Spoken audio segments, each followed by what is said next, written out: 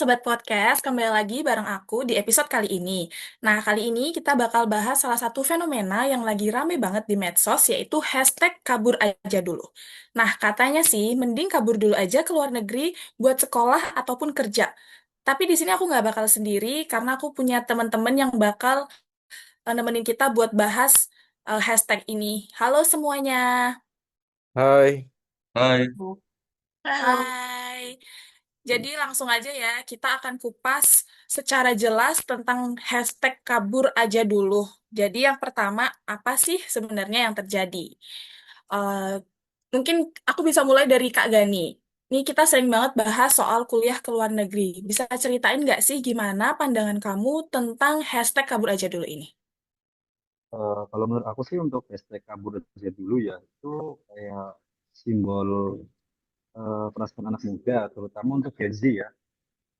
Karena lebih banyak peluang gitu kalau di luar negeri, baik dari jenis pekerjaan atau skill yang mereka miliki, jadi lebih luas aja gitu. Dan beda satu kalau di Indonesia secara kulturalnya kurang cocok untuk dunia kerjanya, gitu sih Kak. Oke, jadi ini kira-kira menurut kamu ada nggak sih kaitannya sama fenomena brain drain? Ada sih, soalnya kan makin banyak orang yang kerja ataupun jadi tenaga terdidik di lebih memilih tinggal di luar daripada di Indonesia. Oke, berarti ini bisa kita sebut sebagai masalah yang cukup serius. Nah, tapi kita juga perlu tahu nih, siapa aja sih yang paling terdampak dari fenomena ini? Kalau menurut Kak Hilman nih, kira-kira menurut kakak siapa sih yang paling ngerasain dampak dari fenomena ini, Kak? kalau menurut saya sih yang paling berdampak itu kembali ke individu. Banyak teman kita yang harus pilih bertahan di sini dengan tantangan atau keluar negeri, bertahan atau dia keluar negeri, gitu kan, dengan kesempatan yang lebih besar yang ada di luar negeri, gitu.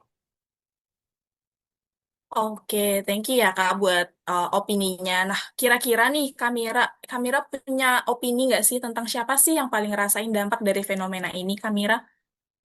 Hmm, Kalau menurut saya, selain yang dibilang Kak Hilman tentang generasi muda, ada beberapa komponen juga yang terdampak dari hashtag kabur aja dulu ini. Salah satunya juga negara.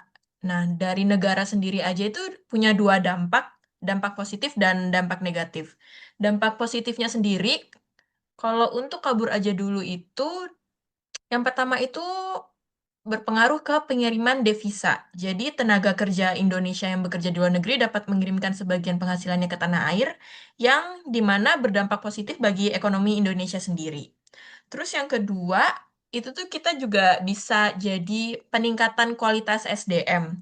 Nah, jadi para profesional muda yang bekerja di luar negeri itu akan mendapatkan pengalaman dan pengetahuan berharga dari negara-negara maju. Terus pengalaman itu tuh dapat diterapkan saat mereka kembali lagi ke Indonesia dan bisa mendorong praktek bisnis yang lebih baik dan mendorong pembangunan bangsa. Nah, tapi ada dampak negatifnya juga nih dari kabur aja dulu ini sendiri.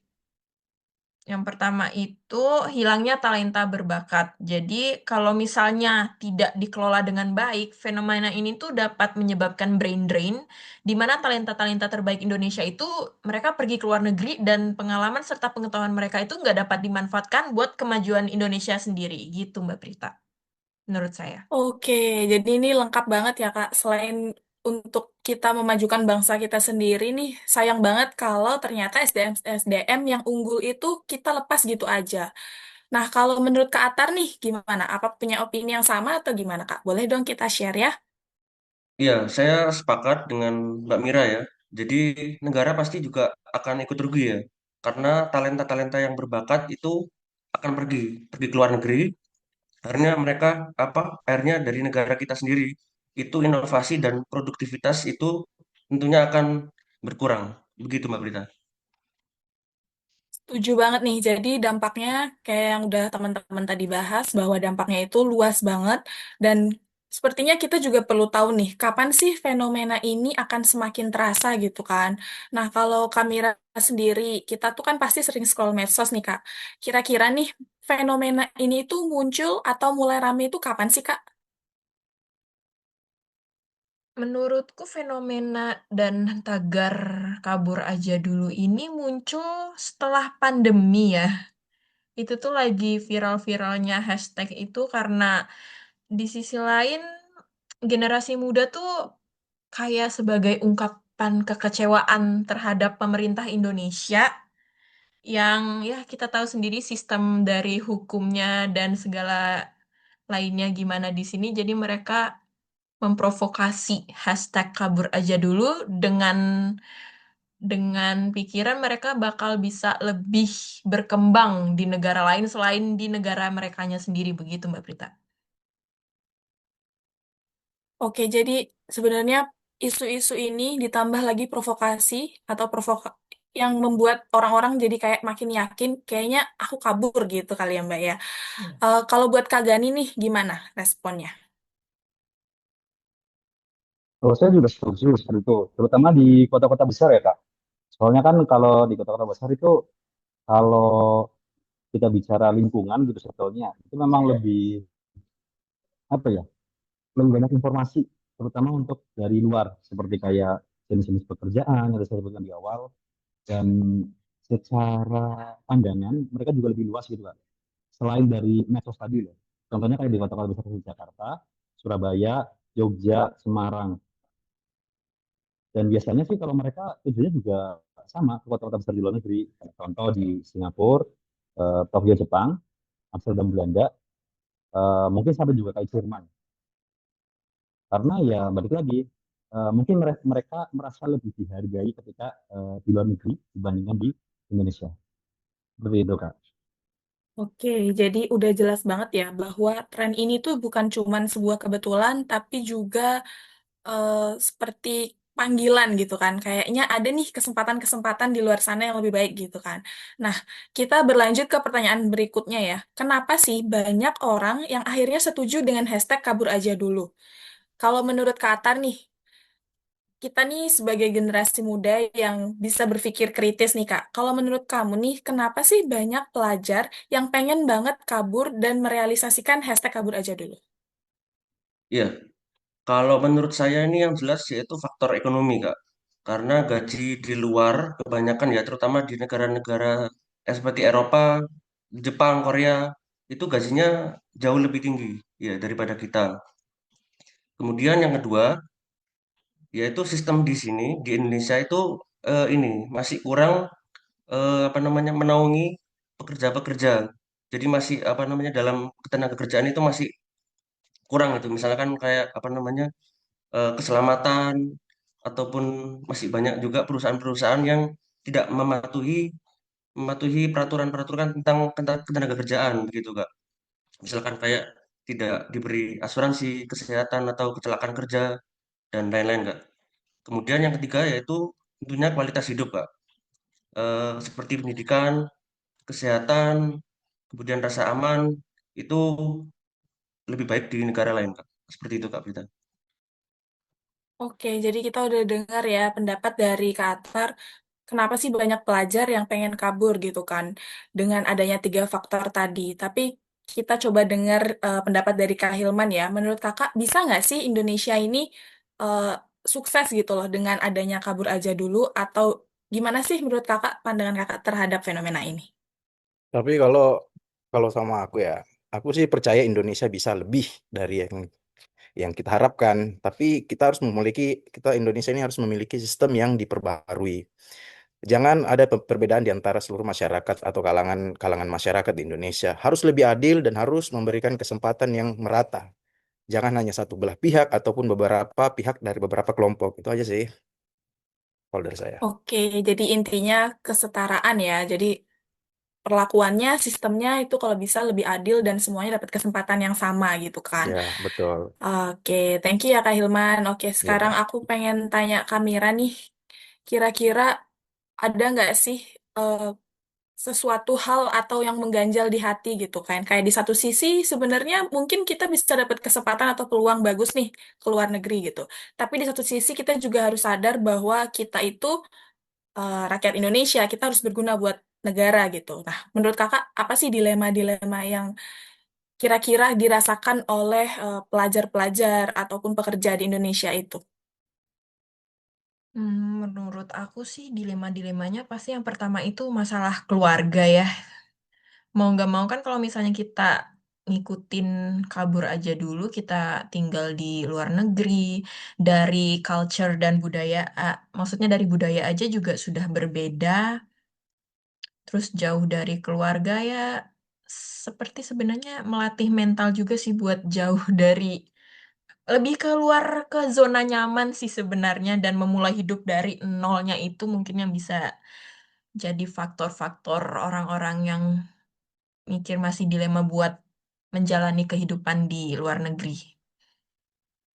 Ya, ini tuh relate banget ya sama semua orang yang ada di Indonesia. Di satu sisi dia ingin mencoba kesempatan baru, pengen coba pengalaman ke luar negeri, tapi di satu sisi dia juga punya tanggung jawab. Kayak yang tadi dibilang, kalau udah berkeluarga ya berarti harus memboyong keluarganya gitu kan. Nah, gimana sih fenomena ini tuh bisa cepat menyebar gitu? Kalau menurut Kak Gani sendiri, gimana sih Tani bisa jadi nyata dan bikin orang-orang bener pindah ke luar negeri gitu? Menurut Kakak gimana? Kalau dari saya sih ya balik lagi ke tadi yang awal ya Kak, peran medsos terutama banyak gitu loh kayak kisah-kisah nyata yang di-spill dari orang yang telah melakukan kegiatan atau bekerja di luar. Dan itu mungkin membuat eh, generasi muda jadi terinspirasi. Ditambah juga banyak skill ini juga kan kayak akses beasiswanya, terus jenis-jenis pekerjaan, baik yang dari pekerjaan, mohon maaf, kayak pekerjaan kasar sampai pekerjaan yang tingkat tingginya. Jadi dengan adanya medsos itu ya informasi jadi lebih mudah dan otomatis generasi muda melakukan komparasi antara kondisi sekarang di negara ini dan di luar, baik secara budaya tadi, terus akses yang didapatkan, benefitnya, dan mungkin banyak lagi lah ibaratkan. Ditambah juga ada ini semacam kerja remote gitu, jadi kita bisa kerja di luar dengan posisi kita di Indonesia. Itu juga membuka eh, wawasan mereka seperti itu kak. Oke, tadi kita udah dengar ya bahwa medsos itu punya peran yang sangat-sangat besar dalam terlaksananya hashtag kabur aja dulu ini. Nah, menurut Kamira nih, gimana sih tanggapan kakak?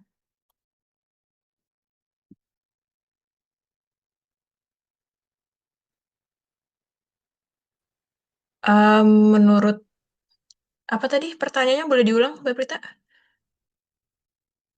Jadi kayak yang udah dijelasin sama Kak Gani nih, kalau ternyata Hmm? kenapa sih kalau tagar ini tuh bener-bener bisa jadi bikin orang-orang itu bener-bener ingin pindah gitu kan. Ternyata ini salah satu perannya adalah peran medsos nih Kak. Karena dari media sosial semua informasi bisa tersebar. Kemudian ada review nih dari orang-orang yang udah pernah kerja di luar negeri. Kayak enak loh kerja di luar negeri. Atau dia memberikan iming-iming yang kayaknya sebagai orang yang belum keluar negeri itu kayaknya enak nih gitu. Nah, tapi kalau menurut kakak sendiri nih gimana? Oh, ya sebenarnya bener sih ya yang bikin fenomena ini meledak banget tuh sosial media sih. Karena saat hashtag itu keluar pun langsung viral. Jadi hashtagnya juga jadi semacam jargon kolektif gitu di antara generasi-generasi muda sekarang. Ditambah lagi akses digitalisasi yang sudah gampang diakses ya. Seperti kayak misalnya nih, kabur aja dulu tuh kan bukan sebenarnya kabur ya Mbak Prita. Ibaratnya cuman kayak kita tuh pengen memulai hidup baru di luar tapi dengan cara yang oke lah, kayak misalnya sekarang udah banyak beasiswa luar negeri, ada global talent visa, ada lagi kerja remote dengan berbagai platform yang gampang diakses dan gampang daftarnya. Nah, belum lagi ada, saya pernah dengar itu kata-kata tuh lebih dihargai di luar negeri daripada di negeri sendiri gitu. Nah, selain itu juga karena besarnya pengaruh dari sosmed ini tuh jadinya kayak efek bola salju aja gitu, kayak snowball effect yang dimana fenomena suatu tindakan kecil atau peristiwa awal akan berkembang menjadi lebih besar seiring berjalannya waktu, seperti bola salju yang menggelinding menuruni bukit. Kita juga tahu kan sekarang banyak influencer-influencer yang sering mengedukasi generasi-generasi muda untuk ayo kita ambil kuliah di luar. Even kayak misalnya LPDP juga udah gampang diakses. Dulu kan masih awam ya orang buat akses beasiswa luar negeri. Kepikiran aja tuh paling ya buat orang-orang tertentu aja. Tapi sekarang mahasiswa-mahasiswa Indonesia tuh pada tertarik. Hampir semuanya pengen berebut buat nyari LPDP di luar gitu Mbak Prita menurut saya. Oke, jadi benar banget ya, karena eh, hashtag kabur aja dulu, definisi kaburnya itu bukan yang kita mau pergi gitu kan, jadi kayak Ya, kita mau kan dalam kita konteks mau negatif gitu. ya betul, lebih ke dalam konteks positif gitu kan. Nah, selanjutnya nih kita mau cari tahu nih hal penting apa yang bisa kita lakukan untuk mengantisipasi atau penanganan apa sih supaya hashtag kabur aja dulu ini bisa tetap kita pertahankan citranya dalam hal yang positif yang tadi kayak udah dijelasin sama Kamira. Nah, menurut Kak Hilman nih, menurut Kakak langkah cepat apa sih yang bisa Indonesia tetap lakukan untuk menarik anak-anak yang eh, plesir gitu kan, plesir ke luar negeri sebentar atau bekerja sebentar untuk bisa balik lagi nih ke Indonesia. Kalau menurut aku ya, Indonesia tuh seperti yang aku bilang tadi di jawaban aku yang sebelumnya, tetap menghargai. Karena sikap saling menghargai itu penting, apalagi untuk masyarakat Indonesia. Hargai sebuah kinerja anak muda bangsa. Jangan membiarkan dia memberikan uh, sebuah kekreatifannya untuk negara lain, tenaganya untuk negara lain. Contohnya mungkin kita bisa lebih menghargai dalam bentuk menghargai kinerjanya, memberikan gaji yang layak, naikin gajinya, terus memperjelas sebuah karir, apa yang mereka tuju, apa tujuan mereka dalam bekerja. Uh, dan lebih jelasnya di Indonesia juga harus tetap menerapkan yang namanya lingkungan kerja yang sehat. Karena kebanyakan di Indonesia itu suka memilah-milah, dalam istilahnya ada orang dalam dia diutamakan gitu kan. Jadinya kan bagi mereka yang anak muda yang tidak memiliki orang dalam, pilihannya pasti mencari tempat yang lebih menjanjikan untuk kelangsungan hidup dia gitu. Menurut aku kayak gitu sih Mbak Pirita. Oke, jadi bagus banget ya langkah-langkah yang dijelaskan sama Kak Hilman tadi gitu kan. Dari segi environment-nya kita harus bangun dulu nih lingkungan yang sehat kayak gitu. Nah, kalau dari segi kebijakan nih, kira-kira Kak Atar punya pendapat nggak terkait hal ini? Ya Kak, kalau dari sisi kebijakan, saya rasa itu harus ada program retensi talenta. Jadi ya seperti yang kita tahu, kenapa kok banyak ilmuwan-ilmuwan atau dosen itu lebih terkenal, bukan terkenal ya, kayak apa namanya, lebih banyak menonjol di luar negeri daripada di Indonesia.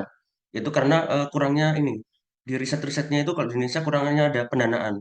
Jadi apa namanya, anggaran anggaran untuk riset di Indonesia itu kalau menurut saya itu masih terlalu kecil gitu. Jadi untuk dosen-dosen sendiri itu masih kurang bisa memaksimalkan potensinya gitu untuk melakukan riset karena keterbatasan anggaran tersebut.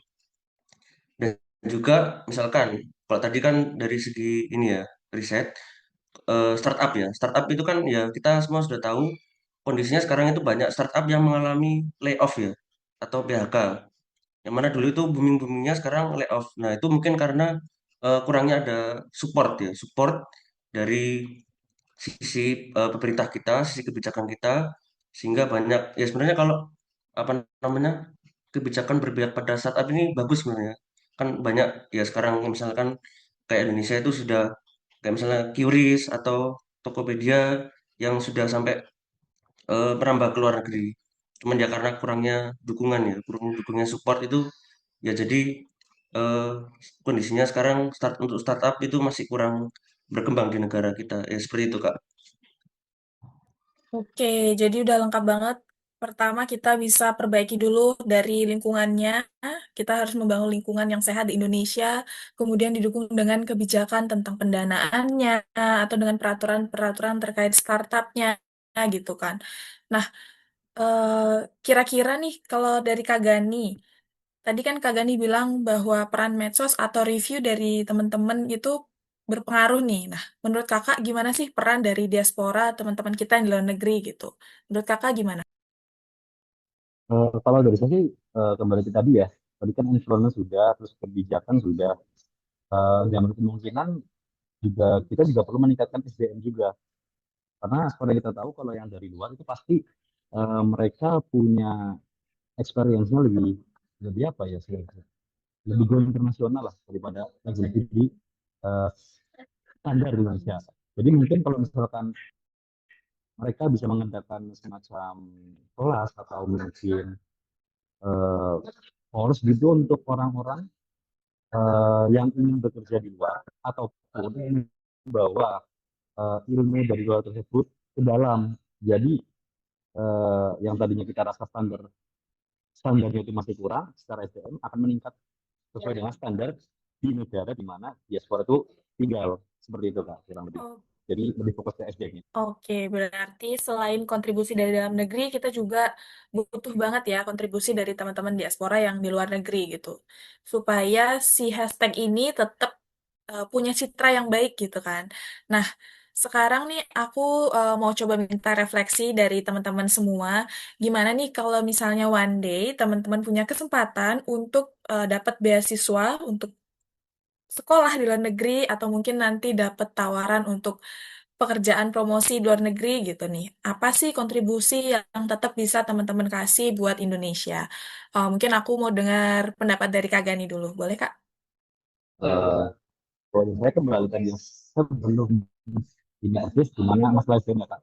Karena saya percaya bahwa kalau orang udah punya skill itu apa ya, mau ditempatkan dimanapun tuh bisa bisa hidup. Setelah itu ketika memang skill kita mumpuni, otomatis secara income itu akan linear sama gitu. Nah, misalkan saya diberi kesempatan buat berkembang di luar, saya akan kembali dan membawa ilmu yang saya punya itu untuk dikembangkan di Indonesia. Terutama ketika hal yang saya kembangkan, hal yang saya tekuni itu relate dengan kondisi Indonesia. Atau jadi kedua apa ya, mungkin bisa diterapkan lah. Karena kan balik lagi, nggak semua yang di luar bisa diterapkan di Indonesia. Seperti itu, Kak. Oke, jadi kita udah dengar kontribusinya dari Kak Gani nih, gitu kan. Kalau untuk dari Kak Hilman nih, kira-kira kalau dapat kesempatan, kontribusi apa sih yang bisa Kakak berikan ke Indonesia?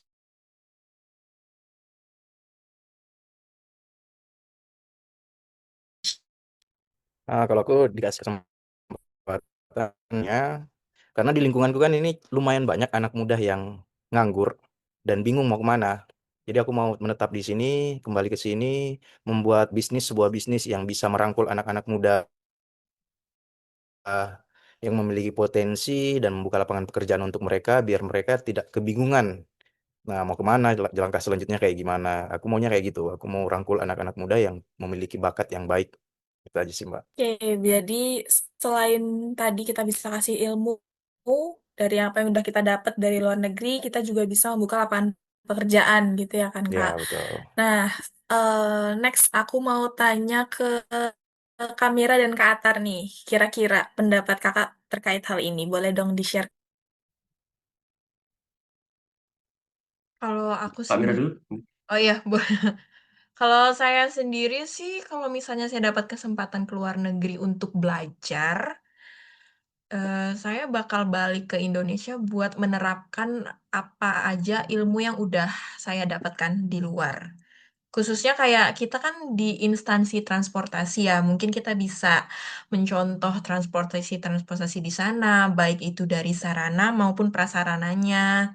Selain itu juga digitalisasi transportasi di sana, di mana yang sudah sangat canggih ya menurut saya dan jauh dibandingkan dengan Indonesia sendiri. Nah, jadi saya mau mengupgrade itu sih. Sistem di Indonesia mau pengen kita bikin bisa secanggih yang di luar lah. Begitu. Harapan saya begitu.